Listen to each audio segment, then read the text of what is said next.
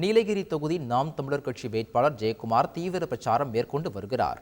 இந்நிலையில் வேட்பாளர் ஜெயக்குமார் பவானிசாகர் சட்டமன்ற தொகுதிக்குட்பட்ட பகுதியில் தீவிர வாக்கு சேகரிப்பில் ஈடுபட்டார். வாக்கு சேகரிக்க சென்ற ஜெயக்குமாருக்கு கட்சியின் மேலதாளம் முழங்க உற்சாக வரவேற்பு அளித்தனர். முன்னதாக புஞ்சை புளியம்பட்டி பகுதியில் தேர்தல் பணிமுறையை திறந்து வைத்த வேட்பாளர் ஜெயக்குமார் தொண்டர்களுடன் வீதி வீதியாக சென்று வாக்குகளை சேகரித்தார்.